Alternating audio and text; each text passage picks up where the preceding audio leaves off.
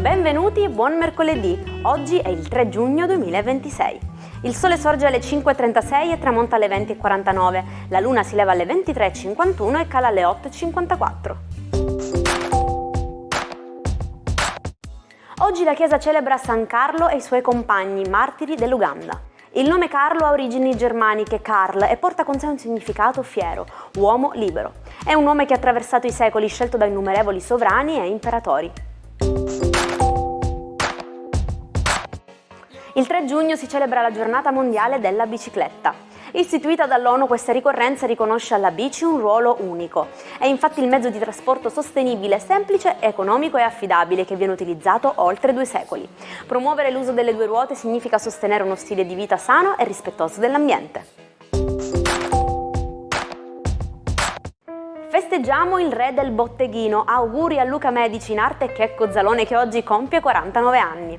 Il suo pseudonimo dal barese Checco Zalone, che è tamarro, è diventato un marchio di garanzia per la commedia italiana, con film che hanno battuto ogni record di incasso e imitazioni entrate nel linguaggio comune. Compie oggi 40 anni Rafael Nadal. Il re della terra battuta raggiunge una cifra tonda in un momento cruciale della sua carriera.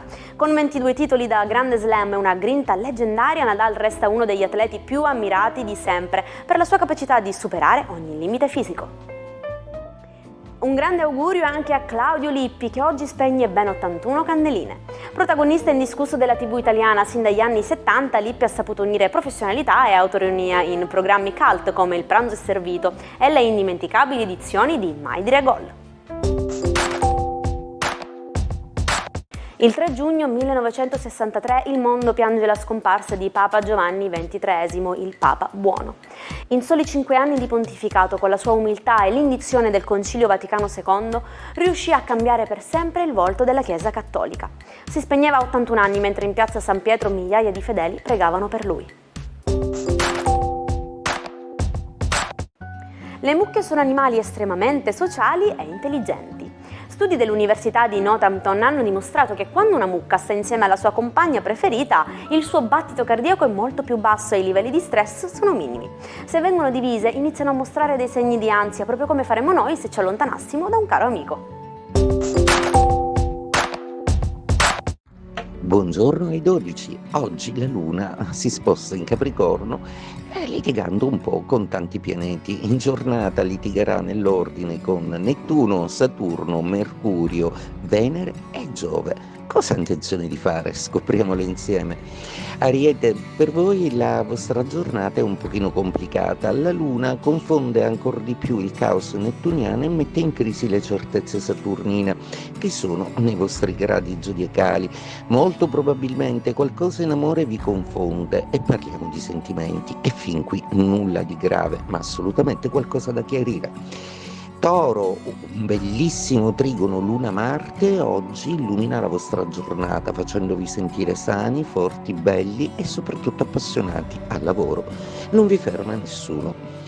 Gemelli, per voi oggi la giornata è un po' esente dai capricci della Luna, proprio perché Urano e Sole si muovono serenamente nei vostri gradi con l'appoggio di Saturno, di Nettuno, ma soprattutto di Plutone, 3 pianeti forti che vogliono farvi trasformare una volta e per tutte la vostra vita.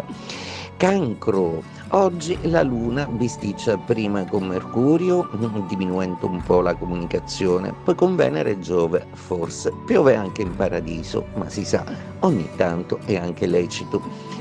Leone, per voi oggi la giornata vi lascia assolutamente esenti da tutti i capricci della Luna. Una Luna che però sconvolge una serie di pianeti, tra cui anche una bella Venere che sentite sempre più vicina, ma che ancora vi deve dare quello che vi ha promesso. Vergine, per voi oggi la giornata si presenta con una luna di trigono capace di affrontare però tante situazioni contemporaneamente. Impiegati su più fronti come siete, oggi sarete poliedrici e multitasking più del solito. In amore c'è un dolce conforto. Bilancia, giornata oggi con una luna assolutamente impossibile da gestire per voi, tra l'altro muove anche mezzo planetario. Oggi è una giornata di grandi complicazioni, ma che saprete affrontare con il vostro solito savoir-faire, anche rinunciando ad avere a che fare con delle persone che non si rivelano propriamente adatte ai ruoli che avete dato o quello in cui avete sperato. Scorpione, per voi una giornata molto piacevole, con una luna che si dirama e si ramifica in tutte le direzioni. È un po' caotica sicuramente, ma per voi oggi è un giorno di rivelazione. Tutto vi sarà chiaro e ogni argomento e ogni domanda verrà soddisfatta. Sagittario, per voi oggi è una giornata molto complessa, persa un po' nella valutazione dei rischi, dei pro e i contro, di tutto quello che comporta fare delle scelte lavorative nuove e soprattutto in amore come vi gestirete. E beh, non c'è una risposta per tutto sicuramente, ma qualcuno dei pianeti dovrete darla. Capricorno, protagonisti della giornata con una luna capricciosissima che attacca tantissimi pianeti. Vi trovate a gestire, a essere fulcro e crocevia di un caos che può riguardare amore, lavoro e famiglia, pretendendo come al solito tutti da voi la soluzione o la stabilità.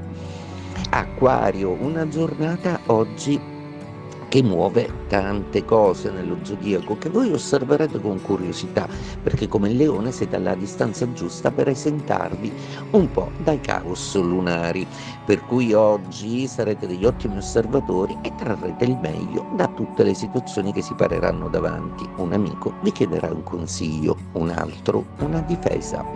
Pesci, per voi oggi è una giornata molto complessa.